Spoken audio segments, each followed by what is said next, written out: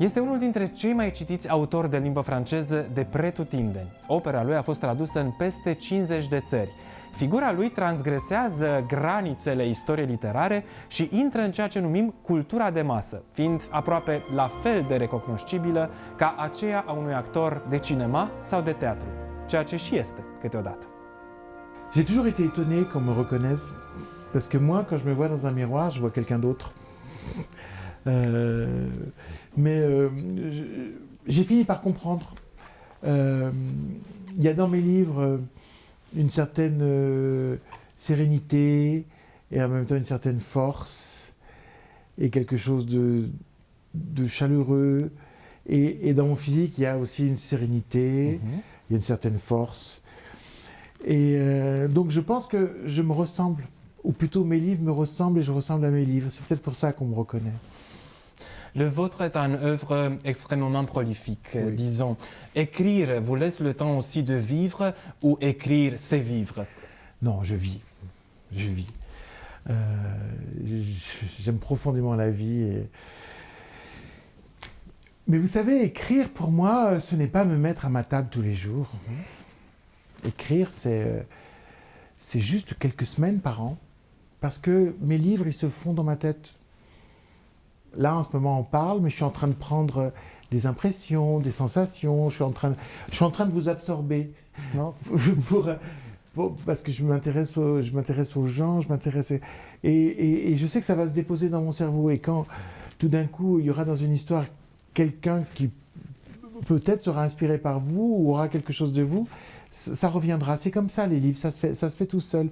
Moi, je n'ai pas l'impression d'être un écrivain, j'ai l'impression d'être un jardinier. Avec un jardin où il y a des arbres. Alors il y a des arbres qui font des romans, il y a des arbres qui font des pièces de théâtre, il y a des arbres qui font des nouvelles, des contes. Et moi, le jardinier, je vais voir ce qui est mûr. Et puis quand un fruit est mûr, je le cueille, c'est-à-dire j'écris. Si vous me permettez une telle réduction, je dirais qu'ils sont 4 les axes de votre œuvre. Les religions, la musique, les femmes et l'âme.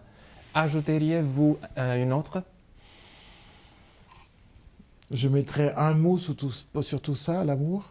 Vous savez, notre époque est triste et cultive la tristesse.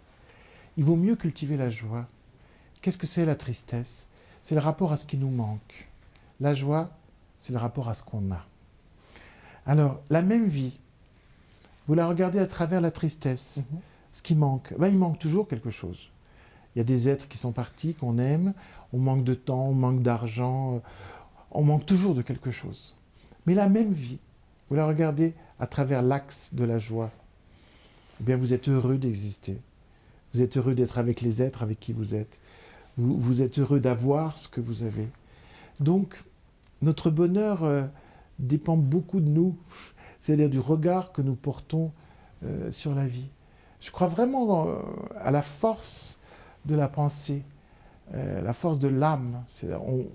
C'est le regard qu'on porte sur les choses qui fait qu'on a une vie merveilleuse ou horrible.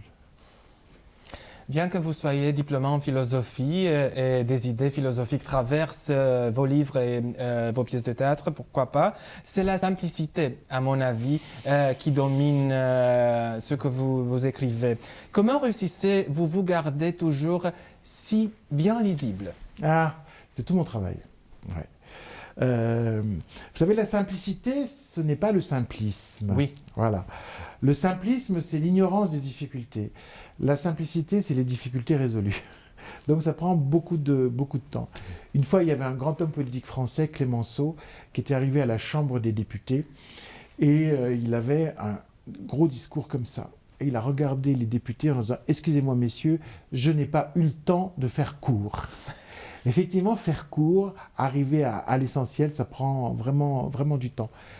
Moi, c'est ma passion. C'est aussi pour des raisons familiales.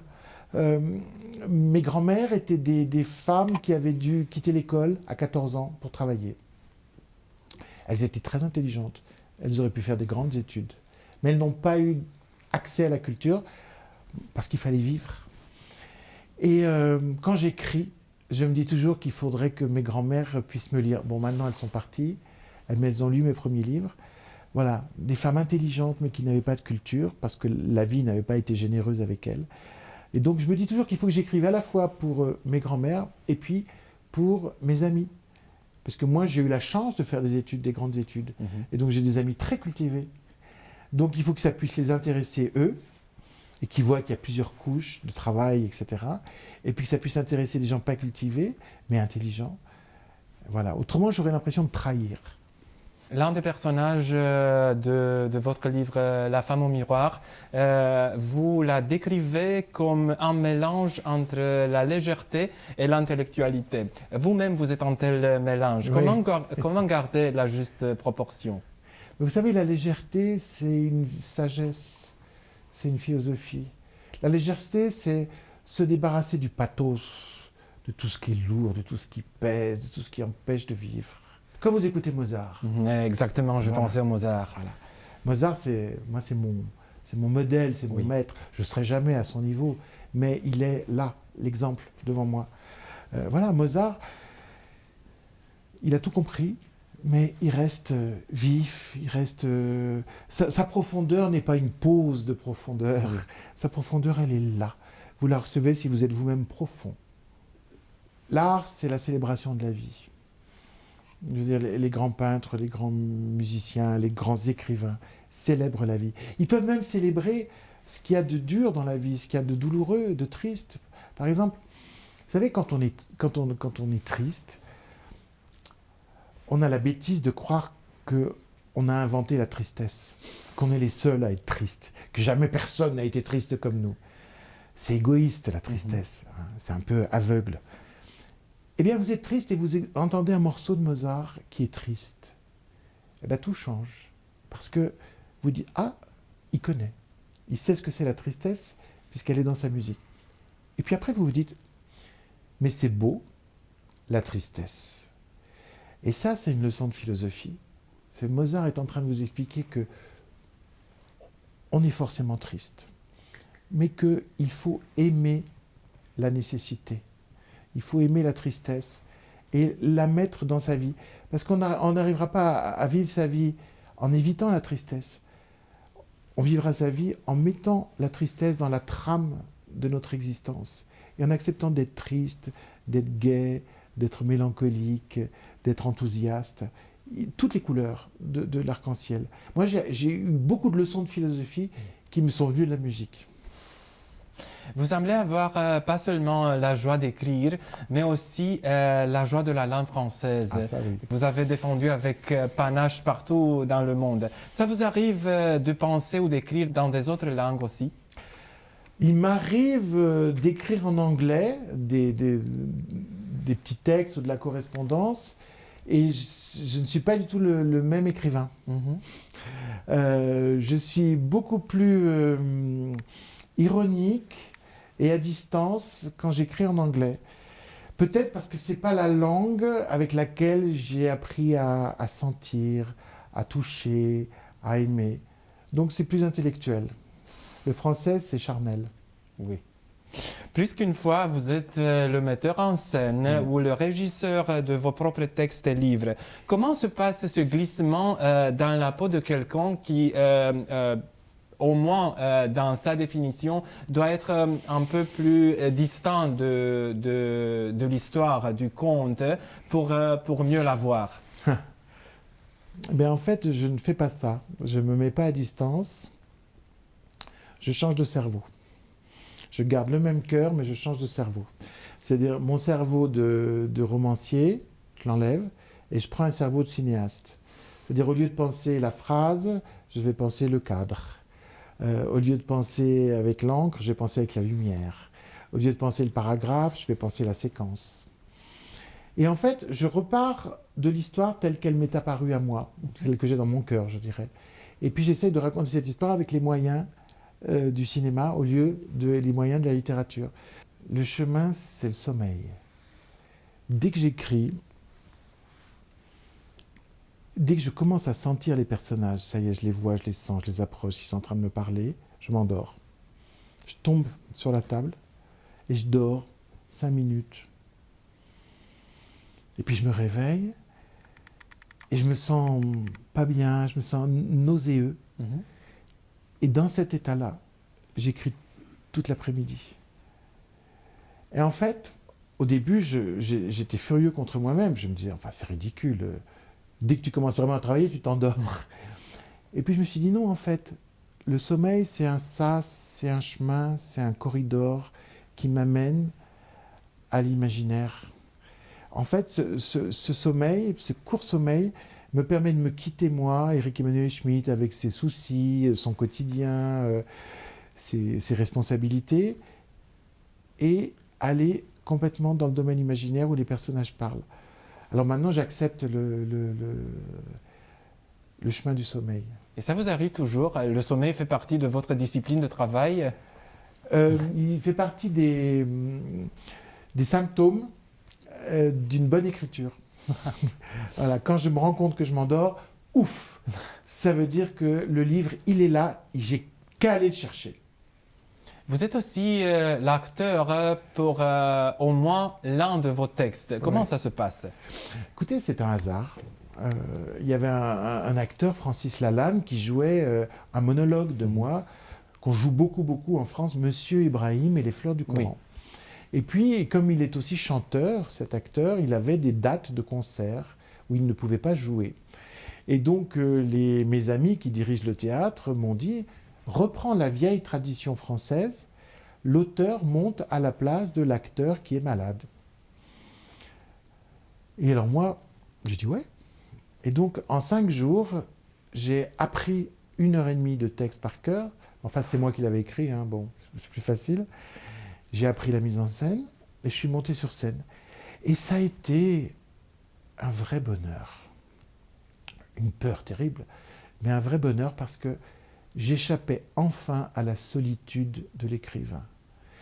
Mes personnages étaient avec moi sur scène, mais le public était avec mes personnages et moi sur scène. On vibrait ensemble. On vibrait. Et donc, alors maintenant, assez souvent, je joue. Parce que pour avoir cette émotion d'être avec le public. J'ai l'impression que le public en face de moi, c'est une patte de chat. Vous savez, une patte de chat, oui. Ça peut être très doux, et puis... Et alors, je joue pour la patte de chat, pour savoir si elle va me caresser ou si elle va me griffer. C'est très électrique, c'est imprévisible. J'adore. La solitude, c'est un ingrédient indispensable pour vous? Oui. Et en même temps, je me demande si ça existe vraiment, la solitude, parce que quand on écrit, on n'est pas seul, il y a les personnages qui sont là. Donc, et parfois... c'est le silence absolu qui vous entoure? Oui, mais il y a même des personnages qui peuvent s'emparer, c'est presque un état de possession, presque au sens religieux du terme, c'est-à-dire que, moi je me souviens, j'ai écrit un de mes livres qui est un des plus lus en France et dans certains pays d'Europe, qui est La part de l'autre, un livre sur Hitler, où j'essayais de comprendre Hitler de l'intérieur, c'est-à-dire comment est-ce qu'on devient Hitler. Et malheureusement, en écrivant, je me rendais compte que oui, je comprenais très bien comment on devient... Comprendre n'est pas justifié, hein, oui. Mais je comprenais très bien comment on pouvait devenir un monstre. Eh bien, le temps où j'écrivais ce livre, j'avais ouvert en moi toutes les portes qui permettaient à Hitler d'exister. Il était partout. Et un jour, j'écris enfin la mort d'Hitler dans mon livre. Il se tire une balle dans la tête dans le bunker à Berlin. Et puis je descends le soir, et il y avait toute la famille, et mes neveux, 10, 11 ans, me regardent et me disent « Tu l'as tué ». Ils me disent « Tu l'as tué, tu as tué Hitler ». Ben, je fais « Oui, comment vous le savez ?» Ils me disent « C'est la première fois que tu souris depuis 3 mois ». Je ne m'étais même pas rendu compte, le personnage m'avait envahi. Voilà, donc si le personnage boite, je boite. Si le personnage chante, je chante. C'est pas une vie, écrivain, c'est plusieurs vies. Je parlais d'abord de la simplicité qu'on trouve dans vos livres. Les personnages assis, ou plutôt la majorité de vos personnages, sont des personnages dominés par cette simplicité. Ils sont traités en quelques esquisses. Et je voulais vous demander, n'avez-vous jamais l'envie de créer des personnages, comme on dit en anglais, larger than life? Alors, il y a deux choses. D'abord, vous avez complètement raison quand vous dites que je dis très peu de choses sur mes personnages. Je ne décris jamais, je suggère. Parce qu'en fait, je veux que vous, le lecteur, vous soyez très actif. Et en fait, je crois que mes livres, ils sont écrits à moitié par moi, à moitié par le lecteur. C'est d'ailleurs pour ça que mes lecteurs me disent 10 ans après, 15 ans après, je m'en souviens. Je dis, c'est normal, c'est vous qui l'avez écrit. Mais c'est vrai, c'est une méthode pour avoir un lecteur très actif. Personnage plus grand que la vie, bigger than life. En fait, j'aime bien montrer ce qu'il y a de petit dans les grands personnages et ce qu'il y a de grand dans les petits personnages. En fait, ce qui m'intéresse, c'est l'humanité.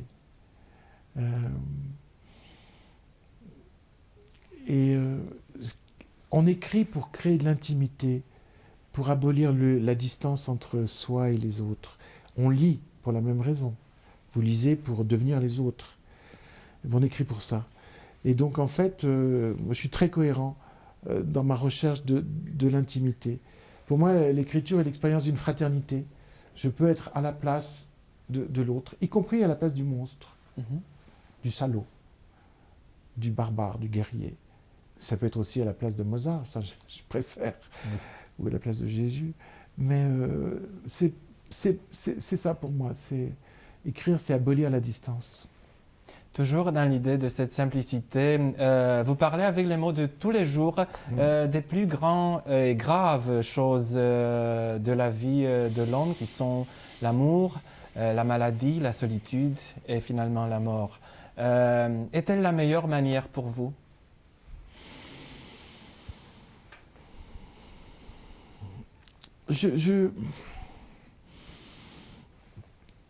Pour moi, d'abord, il n'y a pas de hiérarchie des sujets, il n'y a pas des grands sujets et des petits sujets.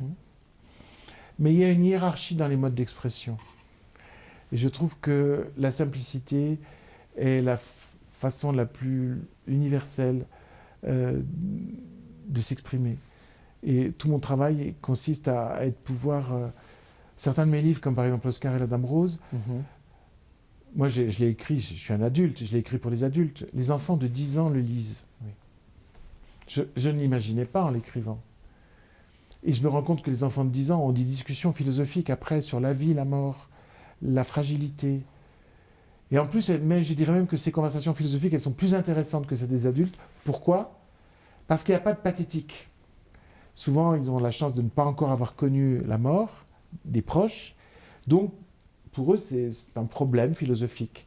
Nous, bien sûr, on pleure toujours les gens qu'on a perdus. Donc, parler de la mort, déjà, c'est... Vous voyez? Donc, c'est uniquement par la simplicité qu'on peut arriver à créer des ponts avec tous les âges, avec toutes les cultures, avec toutes sortes de gens extrêmement différents. La plus récente apparition en Roumanie, c'est un livre de 2011, La femme au miroir. Qu'est-ce que c'est de si fascinant et d'intime dans ce cadre ou ce moment quand on contemple une femme qui se contemple elle-même dans le miroir? Quand j'étais petit et que je surprenais une femme au miroir, ma mère, ma sœur, j'avais l'impression de saisir un moment intime. Oui. Et en fait, j'ai découvert que c'était un moment extime, si on peut dire. C'est-à-dire qu'en fait, la femme n'est pas en train de se regarder, elle est en train de regarder ce que voient les autres. Elle n'est pas en train de s'aimer, elle est en train de se détester. Elle est en train de se demander si elle est conforme à l'attente de la société, des hommes, des autres femmes, etc. En fait, c'est un moment crucifiant, ce moment. D'ailleurs, vous avez remarqué, quand on est dans un ascenseur, il y a des hommes et des femmes. Oui. La lumière dans les ascenseurs, elle est horrible. Et souvent, les miroirs, ils sont horribles parce qu'ils ont... Eh bien, l'homme, il ne se regarde pas dans le miroir parce qu'il a confiance en lui. La femme se regarde dans le miroir pour vérifier que ça ne va pas.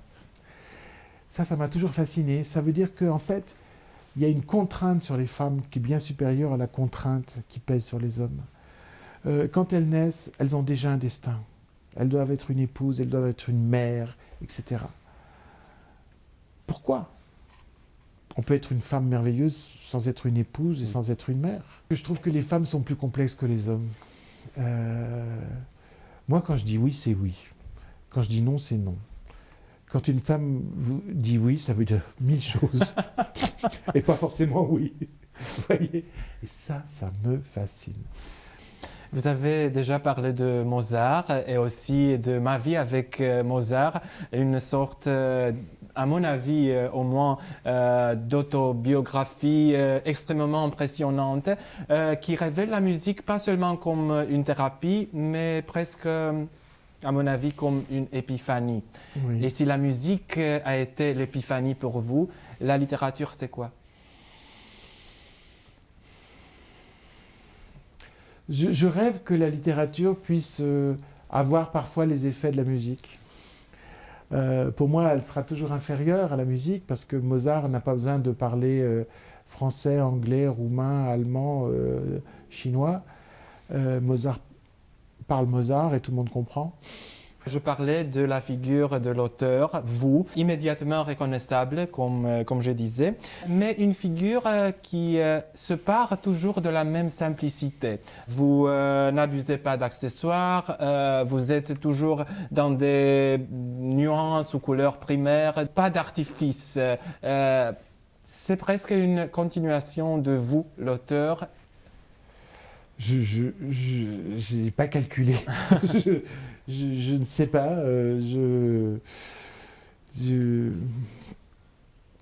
Là, vous me troublez. J'ai pas. Vous savez, moi, la vie publique, elle m'est tombée dessus à cause du succès. J'étais pas du tout prêt à avoir une vie publique. J'aurais été un écrivain comme Milan Kundera, qui ne se montre jamais. J'aurais adoré. Et puis, voilà, je suis dans une époque où c'est pas comme ça. Il se trouve que je ressemble visiblement un peu à ce que j'écris. Les gens retiennent ma figure, je sais pas pourquoi. Oui. Parce que dans des tas de pays, je me promène, les gens... Ah, je me dis, mais c'est incroyable, comment font-ils? Parce que je vous dis... Voilà, mais alors, c'est quelque chose, j'ai l'impression, c'est plus quelque chose que je subis que quelque chose que j'ai choisi. Moi, vous me proposeriez encore l'idéal de l'écrivain qui ne se montre jamais, j'irais. Vous me semblez un épicurien. Oui. Quels sont les plaisirs que vous aimez sublimer dans vos livres? En fait, dans mes livres, je ne parle jamais de nourriture, alors que ça tient une place tellement importante dans ma vie. Et je suis très pudique pour les choses amoureuses, alors que ça tient beaucoup de place dans ma vie. Enfin voilà, hein. Suggérer, ne jamais décrire, c'est mon idéal d'écrivain. Non.